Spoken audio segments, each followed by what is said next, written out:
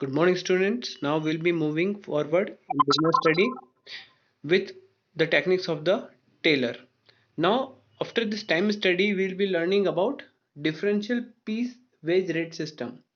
So when the workers will be working, there will be some efficient worker, there will be some inefficient worker. So what we are going to do, we are going to pay them unequally means the person who is performing better, we are going to give him more wages, and the performance of the worker is poor, then he'll be paid less wages. उसको कम wages देंगे, जो अच्छा perform कर रहा है उसको ज़्यादा, और जो पूरा परफॉर्म कर रहा है उसको थोड़ा कम देंगे। इससे क्या होता है कि ज़्यादा अर्न करने की चाह, एक मोटिवेशन और एक चाह अंदर डेवलप होती है। जब आपको पता चलता है कि अब मैं ज़्यादा काम करूँगा तो मुझे पेमेंट भी बढ़कर मिलेगा, तो वो चीज़ एक इनर अर्ज लेके आती है इंसान में, एक ज़ील होता है अंदर से, और उससे फिर इंसान मोटिवेट होता है। एक वर्कर को मोटिवेट करना ज़रूरी है, उसके बाद ही वो काम अच्छा कर सकता है। ओके, तो यहाँ पर अपन पढ़ते हैं कि differential piece wage rate system किस तरह से उन्होंने अप्लाई किया। The scientific technique of differential piece rate system emphasis on paying different rate wages for the efficient and inefficient employee. Okay, तो किस पे जोर देता है कि एफिशिएंट और इनएफिशिएंट वर्कर में जो पेइंग स्केल है वो एक जैसा रखना नहीं चाहिए। जो अच्छा परफॉर्म कर रहा है उसको ज़्यादा मिलना चाहिए, जो बुरा परफॉर्म कर रहा है उसको उतने उससे कम पैसे मिलने चाहिए, जितने कि आप एक अच्छे एम्प्लॉय को दे रहे हो वहाँ पर। Now, paying different rate of wages to efficient and inefficient employ. तो सबसे पहले किस पे जोर दे रहा है ये कि अलग अलग आपको वेजेस देने हैं, एक जैसा नहीं देना है। रेट मतलब जैसे कि एक पीस बनाने में आप, अगर आप 1 पीस बनाते हो, या फिर एक टारगेट सेट कर रखा है कि अगर आप 50 पीसेस बनाते हो तो आपको मिलेगा 10 रुपीज़ के हिसाब से पर पीस का पैसा। लेकिन आप अगर 50 के ऊपर की चीज़ें बनाते हो, ज़्यादा बनाते हो, तो फिर आपके रेट कुछ और रहेंगे, उससे ज़्यादा रेट पे मिलेगा। हो सकता है आपको 20 रुपीज़ या 15 रुपीज़ के हिसाब से पेमेंट किया जाए। तो यही चीज़ उनको एक अलग रेट से दी जाएगी, उनको पैसे एक अलग रेट पे दिए जाएंगे। Extra wages paid to the efficient employ will motivate them. Definitely extra wages अगर एम्प्लॉय को मिलेंगे तो उससे वो मोटिवेट फील करेगा, उसको और काम करने की इच्छा होती है और जील के साथ वो काम करेगा। Now, extra wages paid to the efficient employee will motivate inefficient employee to come in the category of efficient employee. अब जब जो inefficient employee वो क्या करेगा, वो दिखेगा कि efficient employee को तो ज़्यादा मिल रहा है, तो क्यों ना मैं भी कोशिश करूँ अच्छा काम करने की। तो वो भी उसको देखकर वो भी मोटिवेट होता है और वो भी काम अच्छा करने लगता है। फिर डी पॉइंट है, when payment is given according to the number of units produce, automatically the production will be maximise. अब क्या होगा इससे, जब नंबर ऑफ यूनिट्स के हिसाब से पैसा मिलने लग जाए तो हर किसी को क्या लगता है कि यार मैं ज़्यादा प्रोडक्शन ही करूँ तो अच्छा रहेगा, मुझे पेमेंट ज़्यादा मिलेगा। तो एक्चुअली क्या होता है, कंपनी की कॉस्ट जो रहती है वो कम हो जाती है, क्योंकि प्रोडक्शन इंक्रीज होता है। जब कंपनी प्रोडक्शन इंक्रीज हो जाता है तो क्या होता है सर, उससे कॉस्टिंग कम हो जाती है कंपनी की। तो कंपनी की कॉस्टिंग कम करना मतलब कंपनी को एक तरह से ज़्यादा प्रॉफिट देना। ओके, तो ये चीज़ यहाँ पर मिल जाती है। Now, this technique is the strongest motivator for the employee for performing efficiently. To conduct or adopt differential rate system, Taylor suggested that the company must fix a standard rate of wage for the worker producing standard output on their target. The workers who produce more than the standard target must be paid at a higher rate of wage, and those who are producing less than standard output must be paid with the rate less than the standard rate. अब यहाँ पर क्या, एक standard output set कर दिया और एक standard rate set कर दिया। मतलब कि एक स्टैंडर्ड आउटपुट, जैसे कि मैंने बोल दिया कि 100 यूनिट्स चाहिए तो ये स्टैंडर्ड आउटपुट है, अगर इससे ज़्यादा प्रोड्यूस करोगे तो आपको एक अलग रेट पे ज़्यादा बढ़ के पैसा मिलेगा, वो एक हायर रेट पे उसका कैलकुलेशन होगा। पर आप अगर 100 या उससे कम बनाते हो तो हम उस पर एक कम रेट पे आपको पैसा पे करेंगे। तो इसके एग्जांपल्स हम समझते हैं। यहाँ पे क्या दिया है, यहाँ पे लिख रखा है, इफ द स्टैंडर्ड टारगेट, यहाँ पे एक टारगेट दे रखा है, देखिए what is given over here, standard target की 10 यूनिट पर डे आपको बनाना है, and the standard rate is 50 rupees per unit. तो 50 रुपीज पर यूनिट के हिसाब से हमें पैसा मिलेगा अगर 10 यूनिट्स पर डे आप बना रहे हो। The worker who's producing 10 units must be paid 500। तो इसके हिसाब से जो वर्कर है जो कि प्रोड्यूस कर रहा है सिर्फ 10 यूनिट्स, उसको कितना मिलेगा, 500 रुपीज मिलेगा। मतलब standard rate into standard output जो उसने बनाया। The worker who's producing 12 units must be paid with a rate higher than the standard rate, say 60 rupees per unit. अब यहाँ पर क्या होगा, अगर कोई वर्कर जिससे ज़्यादा बना रहा है, स्टैंडर्ड से 12 बना रहा है, तो डेफिनेटली उसको पेमेंट 50 पे नहीं मिल रहा है, कितने पे मिल रहा है, 60 के हिसाब से मिलेगा। तो वहां पे कितना होगा, 12 into 60 720। तो यहाँ पर देखिए 500 कमा रहा है और ये कितना कमाएगा ज्यादा काम करके, 720। तो ये जो व्यक्ति है, जो जो भी पर्सन हुआ है, this person is making less, तो ये भी मोटिवेट हो जाएगा कि मुझे भी ज्यादा पैसा चाहिए, तो मैं भी ज्यादा काम करूंगा, और ऑटोमेटिकली वो भी काम करने लगता है। The worker who is producing less than standard output must be taxed and penalised by the paying less. अब यहाँ पे क्या बोल रहे हो, less than the standard rate से 40 per unit. The worker use producing less than standard output. अब कोई वर्कर है जो कि स्टैंडर्ड आउटपुट से भी कम चीजें बना रहा है, तो हम उस पर टैक्स क्या कर देंगे, जो must be tax and penalised, मतलब उस पर हम कम रेट पे देंगे। जैसे कि हम उसका बिल्कुल कम रेट कर दें, यहाँ पे 40 करके बता रखा है, तो 40 के रेट से उसका पेमेंट होगा। तो वो क्या सोचेगा कि नहीं, अब मुझे कम से कम एटलीस्ट स्टैंडर्ड तक जो जाना ही पड़ेगा, तो वो चीज उसके अंदर आएगी, एज अ पनिशमेंट उसको ये दिया जाएगा। तो जो पुअर परफॉर्मर है उसको यहाँ पे कम पेमेंट मिल रहा है, एवरेज को 50 के हिसाब से, और जो अबव एवरेज है, मतलब जो कि ज़्यादा अचीवर्स हैं कंपनी के, तो उनको ज़्यादा पेमेंट मिल रहा है।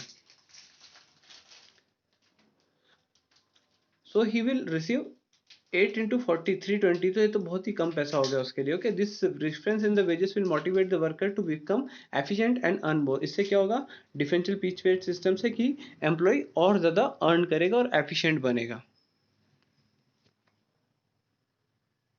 Next is mental revolution. Mental revolution क्या चीज़ होती है, ये अपन ने पहले भी पढ़ी थी, हार्मनी नॉट डिस्कॉर्ड। ये जो प्रिंसिपल था टेलर का, वहां पर भी आपने चीज देखा था, ये वर्ड आया था मेंटल रिवॉल्यूशन। इसका मतलब क्या होता है, अभी अपन वो देखते हैं। Change in the mental attitude of the worker and the management towards each other. ठीक है, यहाँ पर जो मेंटल एटीट्यूड है, जो आपकी मेंटेलिटी है, उसको चेंज करना पड़ेगा। किस किस को, वर्कर को और मैनेजमेंट को एक दूसरे के against. The second, cooperation between worker and management. दूसरा चीज है कि वर्कर और मैनेजमेंट के बीच में कॉपरेशन होना चाहिए। Third, ruling out feeling of suspicion or prejudice from the mind of the worker and management to adapt systematic thinking। तो यहाँ पर जो भी सस्पिशन और प्रेजुडाइज की भावना है जो इनके अंदर रहती है, वर्कर और मैनेजमेंट की, तो ये एक दूसरे के लिए एक अच्छी चीज सोचें और दोनों एक दूसरे को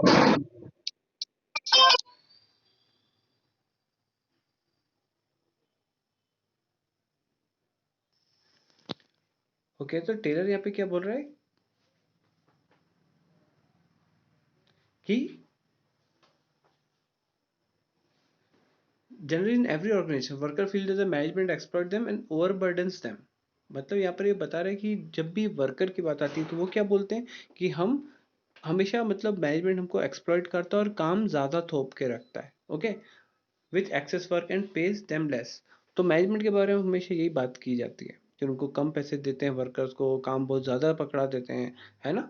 on the other hand management feels that worker always grumble. और मैनेजमेंट को भी यही लगता है कि हमेशा कि वर्कर तो ऐसे ही करते रहते हैं। तो ये दोनों के एटीट्यूड्स का प्रॉब्लम है। मैनेजमेंट को लगता है कि वर्कर कभी कुछ काम नहीं करता, बस बड़बड़ाता रहता है, बोलता रहता है। लेकिन ऑन द अदर हैंड ये जो चीज़ है, ये एटीट्यूड है दोनों का एक दूसरे के प्रति, तो इसको बदलने की बात यहाँ पे की गई है। They follow go slow policy, damage the equipment. अब वो क्या करते हैं, अभी वर्कर के लिए लिखा कि वर्कर क्या होता है कि काम स्लो करना शुरू कर देता है, धीमी प्रोसेस पे काम करना शुरू कर देता है। फिर क्या करता है, वो डैमेज कर देगा इक्विपमेंट्स गुस्से में, तो और क्या करेगा, जो मशीनरी उसको तोड़ने की कोशिश करेगा, कुछ ना कुछ करके वो तोड़ ही देगा उसको। वर्क केयरलेसली, ठीक से काम ना करना। Both the group suspect each other. तो ये दोनों ग्रुप्स एक दूसरे को सस्पेक्ट करने लग जाते हैं कि ये ऐसा करेंगे, और उनको लगता है कि ये हमारा ध्यान नहीं देंगे। The technique of the mental revolution stressed, ये काय पे जोर देते हैं, there is need to change the attitude of both the groups towards each other। Okay, तो दोनों ग्रुप्स को अपने अपने एटीट्यूड एक दूसरे के प्रति चेंज कर देने चाहिए। He refer to this change as the revolution of the mind. तो यहाँ पे जब माइंड की बात हो रही है, क्योंकि आपकी थिंकिंग बदलने की बात हो रही है, एटीट्यूड चेंज करने की बात हो रही है, और एक पॉजिटिव थिंकिंग बनानी पड़ेगी वर्कर और मैनेजमेंट को एक दूसरे के प्रति, and this feeling of cooperation with each other. Okay, तो इन दोनों के बीच में कॉपरेशन होना चाहिए, कि वर्क और मैनेजमेंट ऐसा नहीं कि अलग अलग, they are not, they should not be like enemies. इनको एक साथ में मिलकर काम करना पड़ेगा, तो एक कंपनी सक्सेसफुल कहलाती है। Okay, now we'll look at the case study.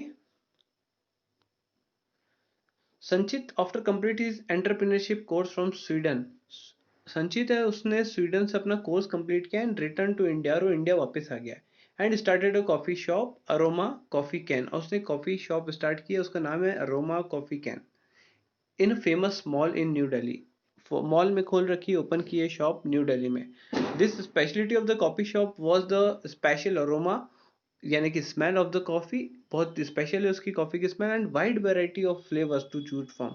और उसने फ्लेवर्स बहुत सारे रख रखे हैं, ओके, बहुत सारे फ्लेवर्स और वैरायटी में मिल रही है, ठीक है। Some of the business was neither profitable nor popular. इसके बाद भी क्या हो रहा है कि बिजनेस प्रॉफिट में नहीं गया और पॉपुलर भी नहीं हुआ है। Sanchit was keen to find out the reason. He appointed Sandhya an MBA from the reputed college as a manager to find out the cause for the same.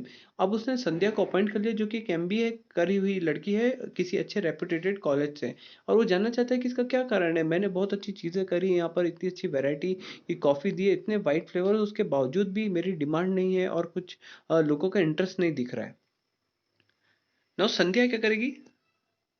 Sandhya took feedback from the clients. अब वो संध्या ने clients को पूछा, feedback form fill करवाए, and found that though they love the unique aroma of the coffee but not happy with the long waiting time been taken to process the order.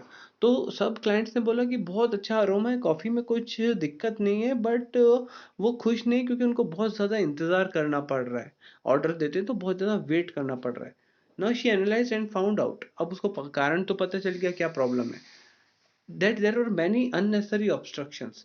अब उसने ये analyse किया कि काम में बहुत सारी रुकावटें थी जो कि बेवजह थी, in between which could be eliminated. तो उनको एलिमिनेट कर देना चाहिए था। कुछ अननेसेसरी प्रोसेस में कुछ अननेसेसरी चीज़ों का होना जो कि टाइम को ज़्यादा बढ़ा देती है। So that was the problem. She fix standard time उसने फिक्स कर दिया। ये स्टैंडर्ड टाइम से आपको कुछ याद आ रहा होगा, ये है टाइम स्टडी के बारे में। फॉर प्रोसेसिंग द ऑर्डर, उसने एक टाइम फिक्स कर दिया कि इतने देर में तो ऑर्डर फिक्स हो इतने में प्लेस हो ही जाना चाहिए। जैसे कि डोमिनो की हम बात करते हैं तो 30 मिनट्स में वो क्या बोलते हैं, हम पिज्ज़ा डिलीवर कर देते हैं, that is the standard time for Domino's. तो इन्होंने भी अपना कुछ टाइम ऐसा सेट करके देख लिया होगा, एक एवरेज निकाल के, ओके, टाइम स्टडी करके कि कितनी डिलीवरी के टाइम लगता है इतने टाइम में, तो इस तरह से वो एक टाइम सेट कर लेते हैं। After this she also realise that there were some flavours whose demand was not enough. अब उसको क्या पता चल रहा है कि यहाँ पे कुछ ऐसे भी फ्लेवर है जिनकी डिमांड ही नहीं है।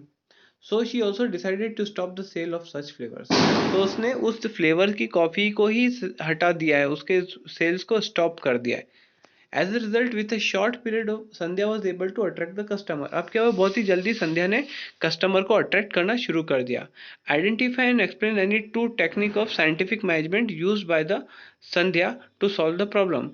अब यहाँ पर किस चीज़ों की बात हुई है, देखिए सबसे पहले तो यहाँ पर बात हुई थी कि they were waiting for a very long time to process the order.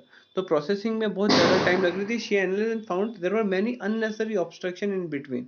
मतलब कि यहाँ पर जब मोमेंट हो रहा है वर्कर का, तो हो सकता है वहाँ पर टाइम कहीं ना कहीं ज़्यादा लग रहा होगा, क्योंकि इतना ज़्यादा टाइम लग रहा है कि वर्कर जहाँ पे जो क्लाइंट आया है वो खुश नहीं है कॉफ़ी वहाँ पर पीने से, क्योंकि उतना ज़्यादा टाइम वेट करके कोई मतलब नहीं, इतना ज़्यादा टाइम किसी के पास होता नहीं है। तो ये इनको क्या करना चाहिए, सबसे पहले तो मोशन स्टडी देखनी चाहिए कि वहाँ के वर्कर कर क्या रहे हैं, मतलब सही टाइम पे क्यों नहीं जा रहे हैं, ऐसा क्या रुकावटें आ रही है, ऑब्स्ट्रक्शन आ रहा है जहाँ पर ये प्रॉब्लम क्रिएट हो रही है। सेकंड, स्टैंडर्ड टाइम निकाला उसने, तो स्टैंडर्ड टाइम निकालते हैं टाइम स्टडी में। तो सबसे पहले मोशन स्टडी करना चाहिए, कैमरा लगा के चेक करें कि वर्कर रियली दिल से काम कर रहे हैं, बिल्कुल अननेसेसरी आइडल टाइम तो नहीं बिता रहे फालतू का समय बैठ के, ऐसा तो नहीं हो रहा कि बातें कर रहे खड़े होके, कुछ भी हो सकता है। तो सबसे पहली चीज़ तो उसको क्या करना चाहिए, यहाँ पे मोशन स्टडी करनी चाहिए, ओके, कैमरा लगा के। Second, time standard time set किया, मतलब यहाँ पे टाइम स्टडी की बात हो रही है। तो टाइम स्टडी में देखेंगे कि कितना स्टॉप वॉच के थ्रू स्टैंडर्ड टाइम सेट कर दिया उन्होंने कि एक ऑर्डर को प्लेस करने में इतना टाइम लगेगा, तो उसने टाइम स्टडी यहाँ पर यूज़ की है, ओके। और तीसरी चीज उसने क्या देखी कि स्टॉप कर दिया उन फ्लेवर्स को जो कि जिनकी डिमांड बिल्कुल भी नहीं थी, जो कि अननेसेसरी थे। तो यहाँ पर standardisation and simplification of work भी दिख रहा है। स्टैंडर्डाइजेशन कर दिया यहाँ पर काम का, और यहाँ पे सिंप्लीफिकेशन दिख रहा है। सिंप्लीफिकेशन की वजह से ये पॉइंट भी हम लिखेंगे यहाँ पे, क्योंकि यहाँ पर इन्होंने जो अननेसेसरी चीज़ें थी उसको अपनी लाइन से ये हटा दिया। हो सकता है पहले बहुत सारे प्रोडक्ट थे तो अब कितने कम कर दिए, और अब कुछ ही प्रोडक्ट पे वो फोकस कर रही है, और उसने सारे कस्टमर्स को वापस अपनी तरफ अट्रैक्ट कर लिया। तो क्या, ये तीन चीज़ें दिखती है, मोशन स्टडी, टाइम स्टडी और standardisation and simplification of work. Let's move forward. Now what are the advantages of scientific management? इतने सारे साइंटिफिक मैनेजमेंट पढ़ने के बाद ये साइंटिफिक मैनेजमेंट की प्रिंसिपल्स और टेक्निक्स, इसका फायदा क्या है, एडवांटेज क्या है? तो improve efficiency of the business through simplification and specialisation. सबसे पहले क्या होता है, बिजनेस की एफिशिएंसी बढ़ाएगा। फिर help in reducing cost, cost reduce करेगा। Due to decrease in the price firm is able to capture big share in the market. जब प्राइस कम कर प्राइम अगर कॉस्ट रिडक्शन करने में कामयाब है, मतलब वो अपनी कीमतों को भी मार्केट में गिरा सकते हैं। तो इससे होगा क्या, मार्केट में उनकी चीज़ें ज़्यादा बिकेगी और वो ज़्यादा सेल कर पाएंगे। उनका मार्केट शेयर एक ही सेगमेंट में बढ़ जाता है। जैसे कि अगर अपन बात करें, जैसे जियो ने किया था, तो वहाँ पे बहुत सारी टेलीकॉम कंपनीज थी, तो मार्केट शेयर किसका ज़्यादा रहा वहाँ पे, जियो का। ज़्यादा कस्टमर उसके थे, वो ज़्यादा सेल कर पाया। क्यों कर पाया? क्योंकि उसने बहुत ही चीप में इंटरनेट सर्विसेज दी। तो इस तरह से उसने कॉस्टिंग को कम किया होगा कुछ ना कुछ तरीका लगा के, जिससे वो ऐसा कर पाया। Now, next is mutual understanding and cooperation. Understanding and cooperation between worker and management. तो ये कौन सा था, हार्मनी नॉट डिस्कॉर्ड वाला। इसकी वजह से ये एक फायदा मिलता है, एक एडवांटेज है। More training to improve the skill of the workers. तो वर्कर्स की जब ट्रेनिंग की हम बात करते हैं, तो अपन उसमें बात करते हैं कि वर्कर की ट्रेनिंग को इम्प्रूव करते हैं। तो मतलब उससे इम्प्रूव अगर ट्रेनिंग कराओगे वर्कर की, तो एक्चुअली उसकी एफिशिएंसी इंक्रीज हो जाती है। तो वहाँ पर development of worker to their greater efficiency वाली बात आ जाती है। तो ये एक पॉइंट अपन वहाँ पे लिख सकते हैं, ये भी एक प्रिंसिपल है। इसकी वजह से ये फायदे मिलते हैं। Okay, enable the worker to work earn more with the introduction of differential piece wage system. यह भी अपन ने पढ़ा था। इससे क्या होता है, वर्कर को ज्यादा कमाने की इच्छा जागती है। ओके, ज्यादा कमा पाए वो, ऐसा तरीका है, ऑटोमेटिकली ज्यादा अर्न करने की तरफ भागेगा। नाउ मॉडर्न साइंटिफिक टेक्निक्स क्या है? In the present area, many new scientific techniques are developed. The new common techniques are operation research, lean manufacturing, Kaizen, Six Sigma. One by one, we are going to discuss this. Now, operation research. देखिए, कब जब भी कोई काम होता है, तो किसी काम को करने के लिए क्या रहता है, एक स्टैंडर्ड, एक तरीका, मेथड अपनाते हैं। तो हम यहाँ पे ये पता करते हैं, it was developed during the second world war to optimize the deployment of the war. तो ठीक है ना, वर्ल्ड वॉर के टाइम में उसको बेहतर बनाना। तो बेहतर कैसे बनाते हैं, किसी भी चीज़ को ऑप्टिमाइज करना है। बस यहाँ ध्यान रखिए कि किसी भी ऑपरेशन यानी कि कोई काम को करने का जो मेथड है, उसको बेहतर बनाना। तो ऑपरेशन रिसर्च में किसी काम को जल्दी से और अच्छे तरीके से कैसे किया जाए, वही होता है ऑपरेशन रिसर्च। सेकंड होता है लीन मैन्युफैक्चरिंग। ये क्या है, this technique focus on the reduction of the 7 wastage of over production. अब यहाँ पे 7 वेस्ट कौन से होते हैं, ओवर प्रोडक्शन, ज़्यादा चीज़ें अगर बना दी जाए तो waiting time, transportation, processing, motion, inventory, scrap, any of this manufacturing process. अब लीन मैन्युफैक्चरिंग में क्या होता है कि बेसिकली वो जो भी वेस्टफुल मोमेंट रहते हैं, मतलब कि अगर कंपनी में अगर काम चल रहा है, तो वो चेक करते हैं कि यहाँ पर कहीं पर भी, जब भले वो ट्रांसपोर्टेशन हो, वेटिंग टाइम हो, प्रोसेस चल रही हो, मोशन स्टडी जो होती है वो हो, तो वहाँ पे चेक करते हैं कि कहाँ पर कितना टाइम लगता है। इसके लिए स्पेशल टीम्स आती है कई बार, लीन मैनेजमेंट वाली। वो चेक करती है कि हाँ रियली यहाँ पर कोई वेस्टेज तो नहीं है, और जो भी वेस्टफुल एक्टिविटी उनको लगती है, उसको वो हाईलाइट कर देती है और मैनेजमेंट को बता देती है कि यहाँ पे प्रॉब्लम है एक्चुअली, यहाँ पर और ये लोग काम कर सकते हैं, पर ये लोग टाइम पास कर रहे हैं यहाँ पर। अगर ऐसा पता चल गया तो लोग बता के जाते हैं। फिर third is kaizen. It is a Japanese word which means change for better. इसका मतलब है, अगर आपको किसी चीज में बेटर होना है, तो आपको चेंजेस लाने पड़ेंगे। It is a daily activity which eliminates hard and difficult task by experimenting scientific method. तो ये क्या कहते हैं काइजन, कि आप एक्सपेरिमेंटिंग करते रहिए। एक्सपेरिमेंट से आप कोशिश करते जाइए कि किसी भी चीज़ को हम बेटर कैसे कर सकते हैं, और उस चीज़ को रोकिए मत। तो यहाँ पे एम्प्लॉयज़ को आइडियाज़ डेवलप करने के लिए बोला जाता है कि किसी आइडिया को आप दीजिए जिससे हमें एफिशिएंसी मिले, या फिर हम किसी काम को अच्छे तरीके से, बेटर तरीके से कर पाएँ। सिक्स सिग्मा, ये मुंबई डब्बास वालों को मिली है, अपन ने पहले भी कहीं केस स्टडी में पढ़ा था, याद कीजिए। It refers to the improve efficiency by reducing quality variation. अब ये सिक्स सिग्मा क्या होता है, जब आप बहुत मास प्रोडक्शन कर रहे हो, तो उसमें से बहुत, अगर आप 10 लाख चीज़ें बना रहे हो, तो उसमें से एक मिस्टेक होना, तो ये जो चीज़ है, ये क्वालिटी स्टैंडर्ड की बात है कि आप ऐसी इस तरह की क्वालिटी दे रहे हो जहाँ पर वेरिएशंस नहीं है। ऐसा नहीं होता वहाँ पर कि मुंबई डब्बा वाला उसको मिली, तो ऐसा नहीं होता कि किसी का टिफिन किसी और को पहुंच गया। तो वहाँ पर ये जो क्वालिटी वेरिएशंस की बात होती है, वेरिएशंस नहीं होते, एक जैसा टिफिन वहाँ पर जाता है सबको। That is the plus point of Mumbai डब्बा वाला।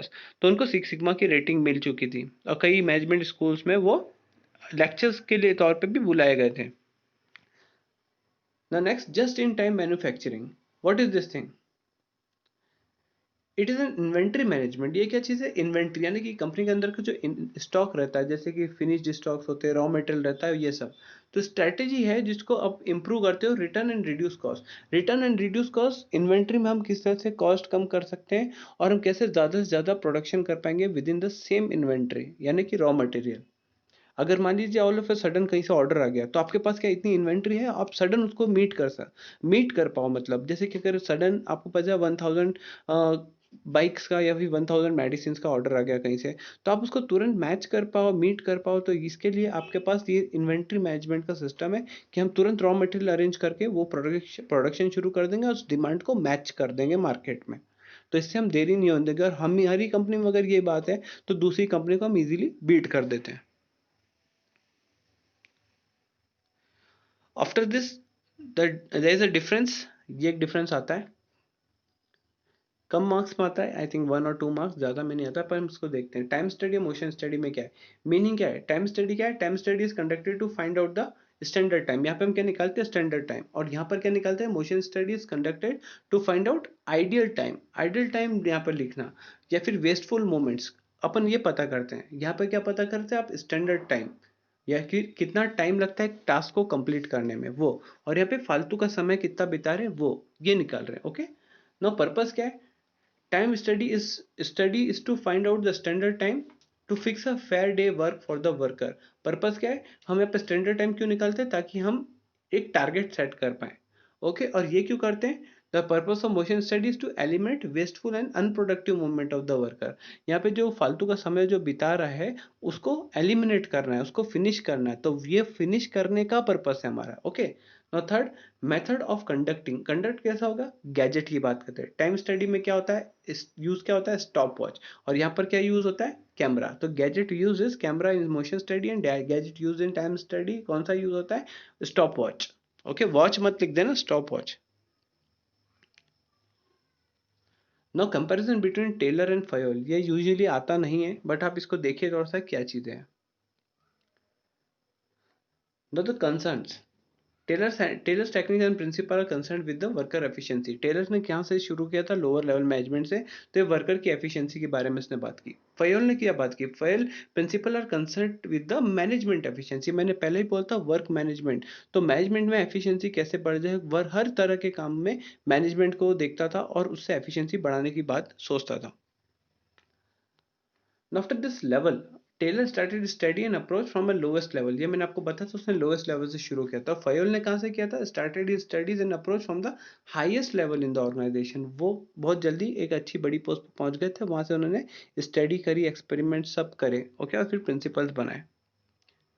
नाउ एम्फेसिस, जोर देना।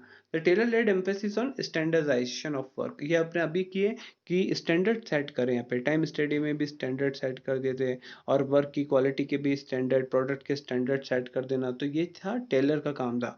फिर फयोल ने क्या किया? He laid emphasis on the functions of the manager. इससे ध्यान दें कि फंक्शंस क्या होती है मैनेजर को। मतलब जो बेसिक अपने 14 प्रिंसिपल पढ़े फयोल के, वो एक्चुअली फंक्शंस है मैनेजर के, उसको सारे याद होने चाहिए। तो एक मैनेजर को अच्छा, एक बेटर मैनेजर बनाने के तौर पे उसको फंक्शन सिखाए जाए, उसने उस पर जोर दिया। फोकस क्या था? The Taylor laid down on eliminating wasteful movements and save energy of the workers. इसने टेलर ने कहा कि वेस्टफुल मूवमेंट को रिमूव करो और एनर्जी बचाओ ताकि वो प्रोडक्टिविटी ज़्यादा करें। फयल ने क्या किया? He focus on the development of the principle. इसने प्रिंसिपल करे ताकि बेटर मैनेजमेंट हो सके। इट फोकस ऑन इम्प्रूविंग और ओवरऑल अचीविंग, अचीवाइजेशन मतलब कि अचीविंग स्टेशन, मतलब कि टारगेट अचीव करने की बात कर रहे हैं। इतना अच्छा मैनेजमेंट करो कि आपकी कंपनी का टारगेट अचीव हो जाए। अब दोनों के मेजर कंट्रीब्यूशन देखते हैं। What are the major contribution? Taylor main major contribution was development of the scientific technique. और इन्होंने क्या किया था? 14 प्रिंसिपल ऑफ जनरल मैनेजमेंट दिए थे। पर्सनालिटी कैसी थी दोनों की? Taylor develop the personality of scientist, इसको एक साइंटिस्ट बोलते थे क्योंकि लॉजिकल अप्रोच रखते थे, तो इनको फादर ऑफ साइंटिफिक मैनेजमेंट बोला गया। और इनको क्या बोला गया? Fail develop the personality of a researcher and practitioner, इनको एक रिसर्चर और प्रैक्टिशनर के तौर पे देखा गया। और फेमस कैसे हुए? फादर ऑफ जनरल मैनेजमेंट, मतलब फेल को क्या बोलते हैं? Father of general management. और टेलर को क्या बोलते हैं? Father of scientific management. Unity of command, did not follow this principle as Taylor insisted on eight bosses scheme। तो ये आपको पता है कि यहाँ पर हमने देखा था कि फयोल ने क्या दिया था? Principle of command. तो यहाँ पर जो टेलर का जो प्रिंसिपल था यूनिटी ऑफ कमांड, वो क्या? यहाँ पर एट बॉस स्कीम इसने दे दी थी, यानी कि आपके फंक्शनल फॉरमैनशिप। तो एट बॉसेस वाली जो स्कीम थी यानी कि फंक्शनल फॉरमैनशिप, तो ये एक वायलेशन था यूनिटी ऑफ कमांड का। तो वो चीज़ हुई। और यहाँ पर इसने क्या कहा? फयोल ने स्ट्रिक्टली फॉलोड दिस प्रिंसिपल, इन्होंने स्ट्रिक्टली फॉलो किया कि यहाँ पे एक ही बॉस रहेगा ऊपर वर्कर्स के और वही ऑर्डर देगा। फिर expression, Taylor techniques are expressed as scientific management, Taylor's की टेक्निक कैसे एक्सप्रेशन होती है? साइंटिफिक मैनेजमेंट के तौर पे। और यहाँ पे फयोल की टेक्निक कैसे एक्सप्रेस होती है? जनरल थ्योरी ऑफ एडमिनिस्ट्रेशन, यहाँ पर एडमिनिस्ट्रेशन है और दूसरी तरफ साइंटिफिक मैनेजमेंट, यानी कि यहाँ पे कैसी अप्रोच रहेगी आपकी? Thinking based logical approach. और यहाँ पे जनरल थ्योरी है एडमिनिस्ट्रेशन की, आप बस उसको आजमा के देखो, एडमिनिस्ट्रेशन को बेहतर करो। एप्लीकेबिलिटी कहाँ पे होती है? ये तो यूनिवर्सल है क्योंकि 14 प्रिंसिपल सब दूर यूज होते हैं। और ये एक पर्टिकुलर सिचुएशन बेस्ड रहते हैं। यहाँ पर सिचुएशन आपको गौर करने के लिए टेलर ने कहा था, सिचुएशन के अकॉर्डिंग आपको अपने टेक्निक्स को यूज करना है या फिर अपने प्रिंसिपल्स को यूज करना है। तो पर्टिकुलर सिचुएशन में उसकी एप्लीकेबिलिटी होती है। नाउ द सिमिलैरिटीज, इसकी सिमिलैरिटीज आप देख लीजिए, सिमिलैरिटी क्या है? ये 1 मार्क्स का क्वेश्चन आता है। Taylor and Fayol principle are complementary to each other because both have relevance in the business due to the following reason. तो इनमें कॉम्प्लीमेंट्री क्या, मतलब सिमिलरिटी, समानता क्या है? दोनों ने क्या काम किया? Taylor as well as Fayol principle is maximizing the efficiency, दोनों ने एफिशिएंसी को बढ़ाने की बात करी। फिर दोनों ने किस पे जोर दिया? Both insist on cooperation between employees and employers, यानी कि मालिक और नौकर दोनों के बीच में कैसा होना चाहिए? कोऑपरेशन होना चाहिए, यानी कि मतभेद नहीं होना चाहिए कि ये मेरा मालिक तो बहुत ही बेकार है, ये तो किसी काम का ही नहीं है, और ये मालिक भी ऐसे ही सोचेगा कि मेरा जो नौकर है ये तो बिल्कुल बेकार है, ये किसी काम का नहीं है। तो अपनी सोच को बदलो और कोऑपरेशन करके काम करो, क्योंकि मैनेजमेंट और वर्कर अगर हाथ मिला लें और दोनों के बीच में जो प्रॉब्लम्स होती है ये ना हो, तो नो डाउट दोनों प्रॉस्पेरिटी की तरफ आगे बढ़ जाएंगे। So that's all. यहाँ पर इतनी सारी चीज़ें अपने देखी है अभी, अपने दोनों के डिफरेंसेस भी देख लिए। अब बस आपको इसको याद रखना है। Okay, so till then thank you. अगर आपको कुछ भी डाउट है तो आप मुझसे व्हाट्सएप पे पूछ सकते हैं।